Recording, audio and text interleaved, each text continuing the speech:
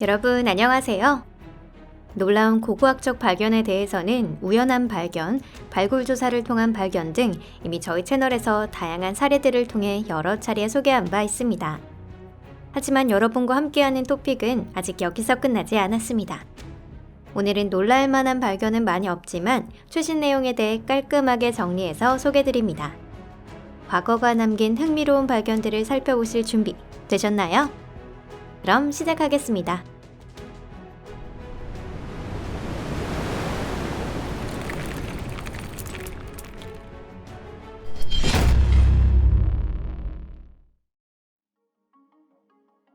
세계 최초일 것이라 추정되는 빵집. 석기시대 사람들은 무엇을 어떻게 요리해 먹었을까요? 실은 이게 의외로 답하기 어려운 질문입니다. 오스트랄로피테쿠스가 생고기를 익히게 된 것은 약 200만 년 전이라고 알려져 있는데요. 하지만 막대기에 꼬치로 끼운 고기나 생선에 야생베리를 곁들인 요리보다 한 걸음 더 나아가 인간이 보다 더 복잡한 요리를 만들 수 있게 된 건 과연 언제일까요? 예를 들면 누가 처음으로 빵을 구웠을까요? 지금까지는 인류가 빵을 먹기 시작한 시기가 수렵채집에서 농경으로 넘어온 신석기 시대라고 생각했습니다.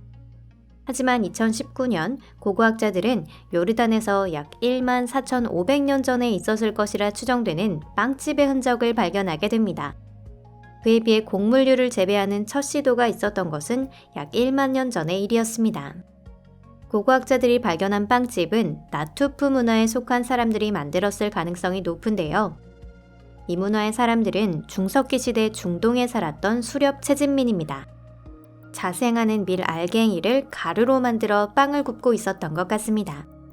흥미롭게도 비슷한 시기에 이웃한 이스라엘에서 나투프 문화가 약 1만 5천 년 전에 맥주를 양조했음을 시사하는 발견이 있었는데요. 어쩌면 맥주의 기원은 이분들이었을지도 모릅니다. 앞으로는 맛있게 맥주를 마실 때 감사해야 할 분들이 과거에 있었다는 걸 한 번쯤 생각해 보시는 건 어떨까요? 의문의 장갑. 2019년 겨울, 고고학자들은 알프스 산맥에서 기원전 2000년기 중반에 살았던 남자의 유골을 발견했습니다. 이러한 발견 자체는 흔한 것이라서 그다지 흥미를 끌지는 못했지만 다만 한 가지 다른 점이 있었는데요.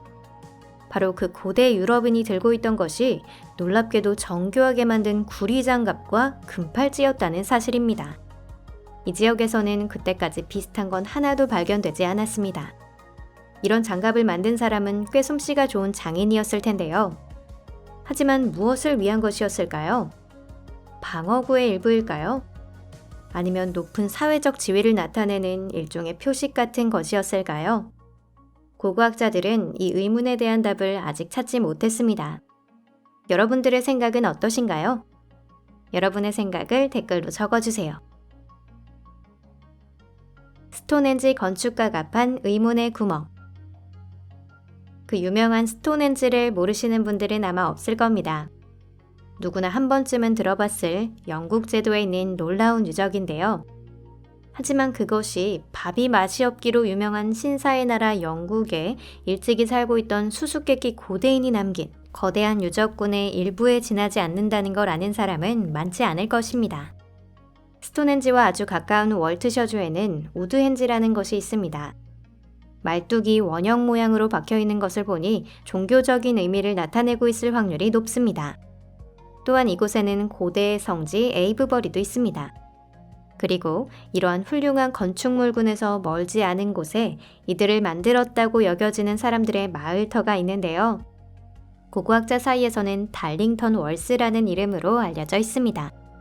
달링턴 월스에 살던 사람들은 기원전 3000년경 서유럽의 여러 지역에서 널리 퍼졌던 종상 비커 문화라는 곳에 속해 있었습니다. 이 문화에 대해서는 대부분 수수께끼에 쌓여 있지만 한 가지 확실한 건 당시로선 상당히 앞선 문명이었다는 것입니다. 최근 달링턴 월스와 관련된 또 하나의 놀라운 유적이 발견되었습니다. 직경 10m, 깊이 5m의 커다란 구멍이 20개나 나 있었던 것인데요. 기계를 사용하지 않고 구멍을 파는 것은 힘든 일이지만 스톤헨지를 만든 사람들이라면 아마도 가능했을 것입니다. 여기서 파생되는 질문은 대체 왜 이런 구멍이 필요했냐는 것입니다. 아무리 한가하고 심심해도 그 누구도 이런 걸 파고 싶지는 않았을 텐데요. 어쩌면 공물을 버리기 위한 종교적인 의미가 있었던 건 아닐까요? 이 수수께끼에 대한 정확한 답은 아직 고고학자도 알아내지 못했답니다. 고대 중국의 조상. 때로는 엄청난 유적이 수십 년 동안 잠들어 있기도 합니다. 심지어는 그것이 아무도 필요로 하지 않는, 관심조차 두지 않는 쓰레기 더미에 있을 수도 있습니다. 공사 중 발굴된 유물 가운데 얼마나 많은 것들이 곧바로 매립지에 버려져서 영원히 사라졌을까 상상하면 탄식이 나올 정도입니다. 그런 의미에서 이 고대 조각상은 운이 좋았습니다. 2005년 중국과 다른 나라의 고고학자들이 허난성 린진에서 고고학적 발굴 조사를 시작했습니다. 그 결과 과거 공사 당시 고대 유물이 대량으로 발견되어 방치되고 있었다는 사실을 알게 되었습니다. 그 안에는 작은 새 석상도 있었습니다. 석상 자체는 별로 특별한 것이 아닙니다. 하지만 여기서 주목할 점은 이 상이 만들어진 것이 1만 3천여 년 전이라는 것, 그리고 거의 대부분의 시간을 흙 속에서 잠들어 있었다는 사실입니다. 고대 장인들은 돌과 뼈도구만을 사용해 작은 돌을 다듬어 미니어처로 된 걸작을 만들었습니다. 어쩌면 중국인은 석기 시대에 이미 위대한 장인이었을지도 모르겠습니다. 황제 네로가 가진 비밀의 방. 네로는 로마 황제 중에서도 특히 유명한 인물입니다. 잔인한 폭군, 완전히 미치광이라는 말은 누구나 한 번쯤 들어봤을 수식어인데요. 전례에 따르면 영감을 얻기 위해 로마에 불을 지르고 그것을 기독교인 탓으로 돌린 적도 있다고 합니다. 사실 현재는 많은 역사가들이 네로가 후대의 권력을 잡은 적대 세력과 후세 기독교계의 역사가들에 의해 업적이 왜곡되었다고 생각하고 있는데요.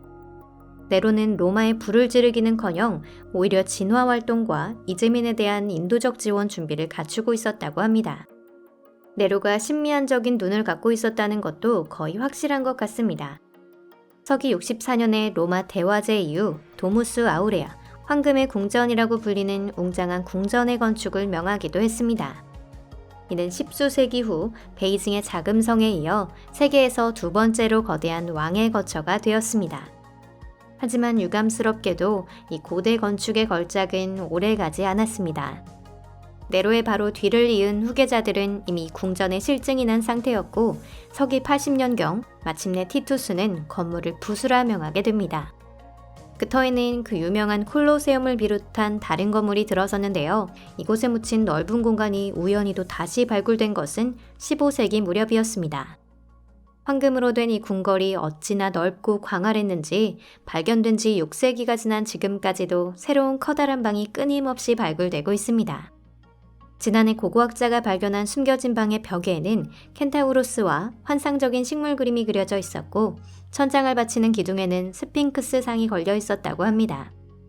약 2000년 동안 아무도 보지 못했던 이 장엄한 풍경을 지금 처음 보게 된다면 과연 어떤 기분이 들까요?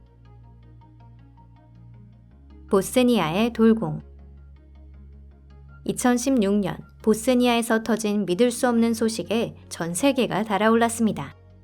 사업가이자 인기 있는 역사책의 저자인 세미르 오스마나기치가 포두블리의 마을 근처에서 거대한 돌덩어리를 발견했는데 이를 고도로 진화한 고대 문명의 유물이라고 선언했기 때문입니다. 이 불가사의한 발견물을 조사한 고고학자들은 페이크가 아니라는 것은 확인했지만 사람이 만든 것인지 아닌지에 대해서는 의심의 눈길을 보냈습니다. 오스마나기치는 유감스럽게도 고고학계에서 신용을 받지 못하고 있는데요. 보스니아는 다른 발칸 국가들과 마찬가지로 매우 오래되고 흥미롭고 풍부한 역사를 가지고 있는 것은 분명하지만 이 사람은 그 역사를 더욱 빛내고 싶었던 걸까요? 이를테면 같은 보스니아에 있는 자연적으로 생긴 산을 이집트의 것보다도 높고 오래된 피라미드라고 주장한 것으로 악명이 높습니다. 그의 동기는 애국심이라기보다는 영리적인 목적일 가능성이 더 큽니다. 관광업을 운영하며 외국인 여행객을 납기 위한 다양한 투어를 기획하고 있기 때문이죠. 상세한 조사 결과 고고학자들은 당초의 추측에 뒷받침이 될 만한 것을 발견했습니다. 그가 발견한 돌공은 자연이 만들어낸 놀라움의 산물이었습니다. 인간의 손이 아닌 온도 변화나 흙의 압력, 비 등에 의해 닦여나간 것입니다. 그렇다고는 해도 역시 인상에 남는 모습임에는 분명합니다. 자, 이것으로 오늘 영상은 여기까지입니다. 끝까지 시청해주셔서 감사합니다. 이번 내용도 여러분의 마음에 드셨다면 좋겠습니다. 채널 구독과 좋아요, 그리고 SNS 공유도 함께 부탁드립니다. 여러분의 응원이 저에게 큰 힘이 됩니다.